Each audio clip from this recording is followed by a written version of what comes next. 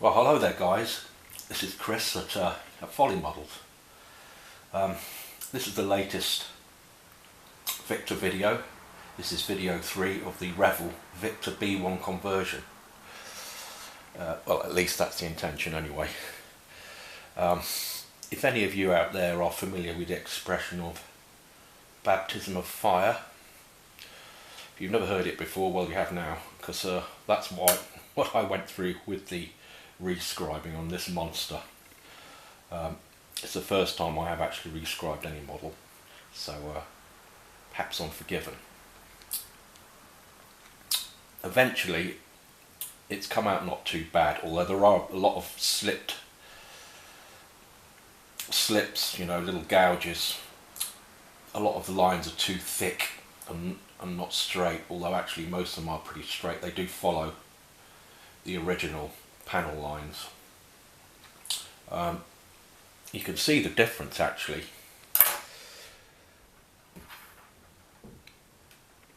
From the original wing here, let's move it down so you can see it. Well, you can see that's the original re-scribing lines. To re-scribe it, I didn't even use a proper tool. I used this it's kind of an old screwdriver with it. It's got a grip that's really low down, so it actually worked pretty well for me. So I'm sticking to that for the time being. So let's show you that. Mistakes. Ghastly mistakes at all. If you can see them.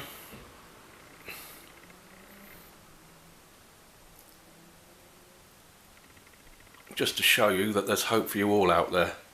If I can do it, anyone can. After that, these aren't glued on yet. This is all just mock-ups. There's a lot of work to be done on this already.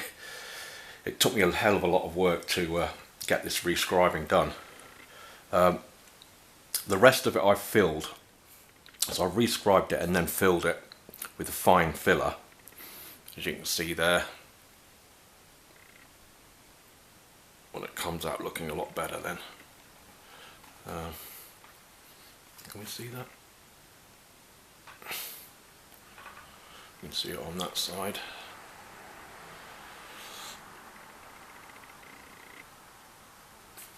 The Kugelmann carrots or the other fuel tanks, they've all been cut off and refilled with plastic and milliput. So that worked. I can show you here. Did a pretty good job on the tail, I must say.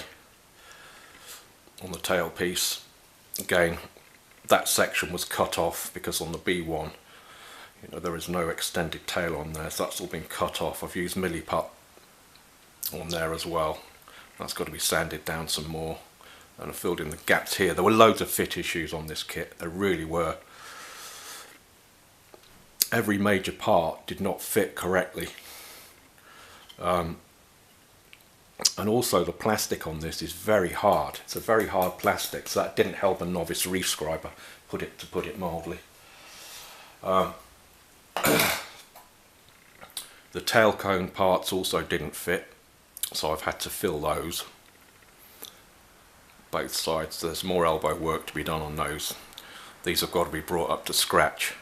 The tail also on the B1 was thinner than on the B2, so there's a little bit more to be taken off the tail piece there, although you've got to be careful, because if you take too much off you'll go through the plastic, because it's not that, you know, the styrenine's not that thick there. And if you can see inside, it's fairly hollow, so you do have to watch out. The other major issue to deal with on these conversions is the air intake. That was also pretty difficult, put it that way.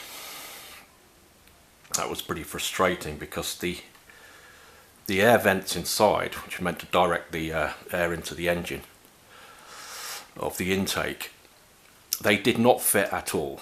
I had to cut out, well, it's basically just one piece which kind of looks like two turbines, but I basically had to almost cut the whole top off that inside. and then fit it in. These just would not fit, and the same on the other side of the, on the port side of the aircraft as well. And also because on the original B1 your air intakes were a lot more elegant and much more elegant and thinner. So I've also filled in here with milliput. That's still got to have more sanding work on it in here to decrease the size of the air intake. I think actually it might even need some more on there just to narrow it a little bit more. But I think it'll work in the end once I get, because I put some more elbow grease into it. I think we'll start getting somewhere. I'm going to show you the same on the other wing there. But these air intakes, they were devils. They really were real little pigs to sort out. Dreadful. Filled in the gaps there, but they're still, they're quite difficult to reach down there. But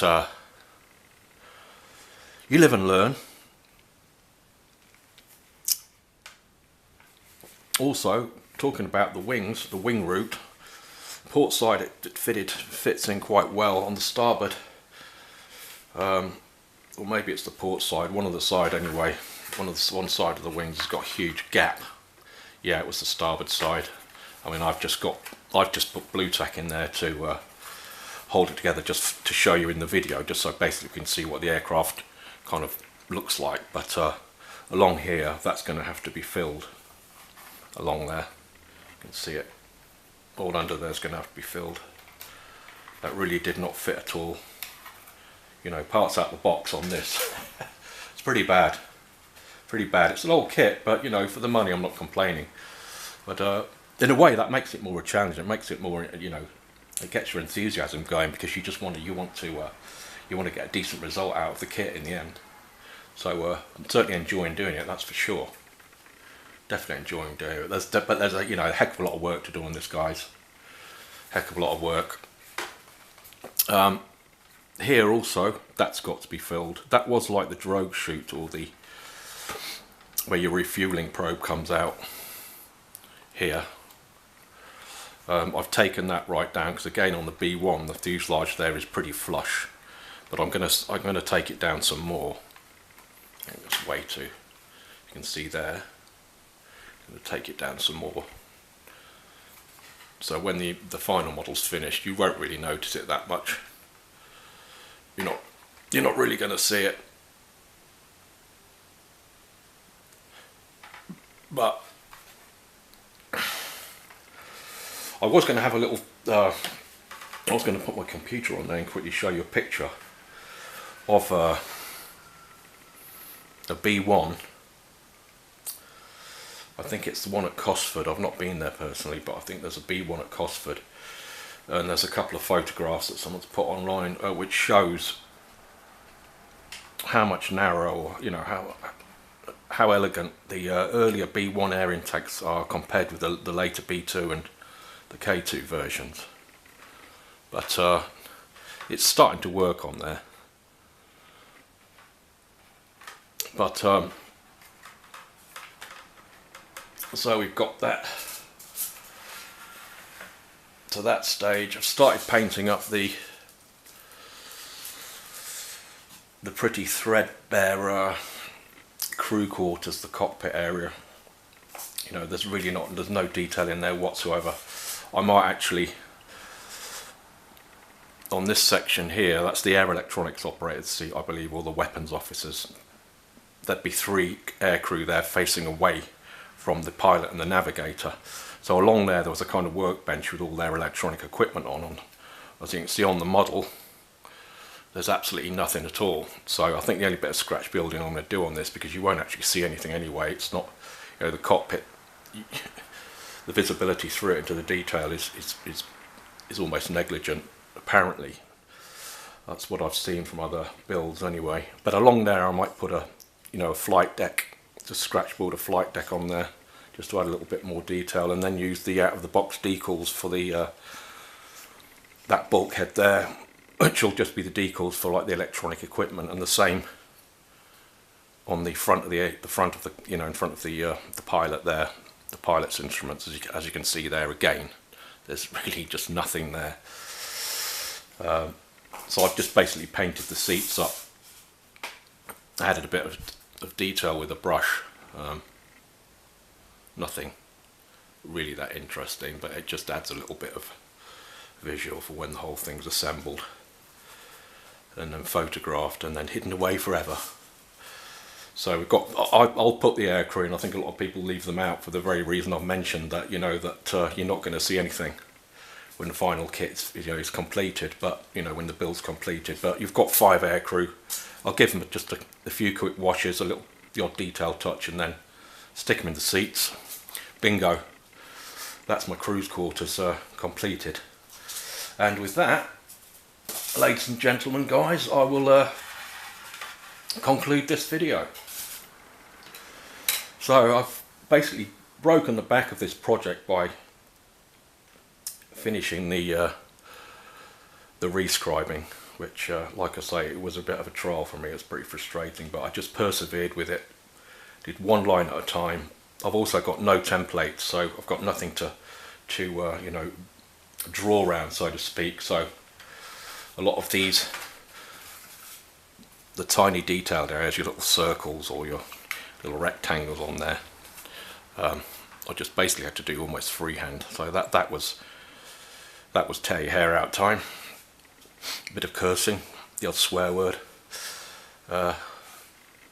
So that completes video 3 of the Revell Victor B1 conversion. So I hope you stick with me on this one, guys, and eventually we're going to get a beautiful white bird or monster. It's going to be the result of it, all that graft and sweat and hair's going grey. So see you all in the next video, guys. Bye for now.